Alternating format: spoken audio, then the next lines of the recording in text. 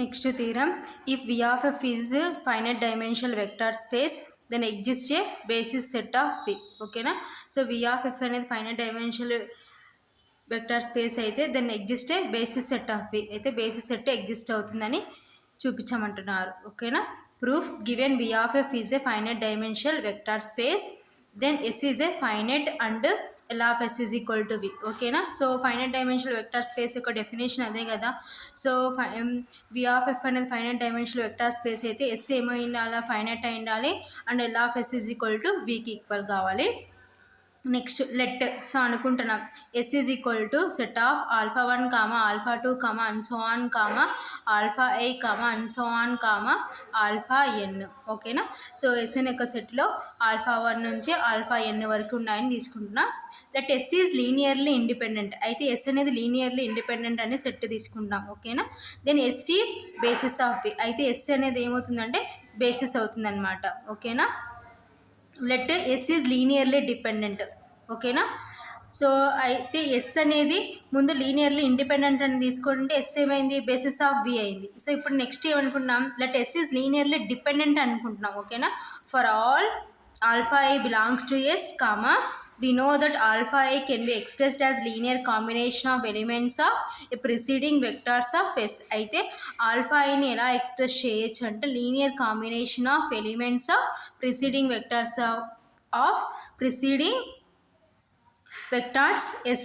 So ఎస్లో ఉన్న సెట్తో ఎలిమెంట్స్తో ప్రిసీడింగ్ వెక్టార్స్ లాగా ఎక్స్ప్రెస్ చేయొచ్చు అనమాట. We know that alpha I can be expressed as linear combination of elements of a preceding vector S. ఓకేనా. ఒమిటింగ్ ఆల్ఫా ఐ, సో ఇప్పుడు ఆల్ఫా ఐని ఏం చేసినామంటే ఒమిటింగ్ అంటే తీసేస్తున్నాం అనమాట. Then the set S1 is equal to, so alpha ఐని omitting చేస్తే ఫామ్ అయ్యే న్యూ సెట్కి మనం నేమ్ ఏమి ఇచ్చుకున్నామంటే S1. So S1 is equal to alpha 1 alpha 2 and so on alpha I -1 alpha I +1 and so on alpha n. So alpha ఐకి ముందర ఏముంటుందంటే ఆల్ఫా I -1 ఉంటుంది, ఆల్ఫా ఐకి తర్వాత ఏముంటుందంటే ఆల్ఫా I +1. ఓకేనా. సో ఆల్ఫా ఐని ఒమిటింగ్ చేస్తే ఫామ్ అయ్యే న్యూ సెట్ ఏంటంటే S1. ఓకేనా. Then L of S1 is equal to L of S is equal to V. కాబట్టి linear span of S1 is equal to linear span of Sకి equal అవుతుంది. So linear span of S దేనికి equal, Vకి equal. ఓకేనా. Suppose S1 is linearly independent అయితే, so S1 linearly independent అనుకుంటే then S1 is basis of V అయితే S1 అనేది దేనికి బేసిస్ అవుతుందంటే Vకి బేసిస్ అవుతుందన్నమాట.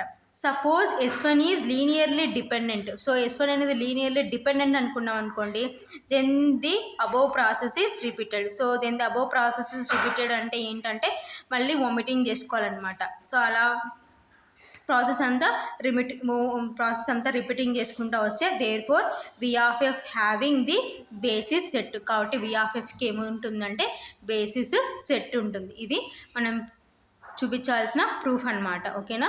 సో ఏంటి, if V of f is a finite dimensional vector space then exist a basis set of V. కాబట్టి V of f having the basis set, V of fకి basis set ఉందని prove చేసినాం.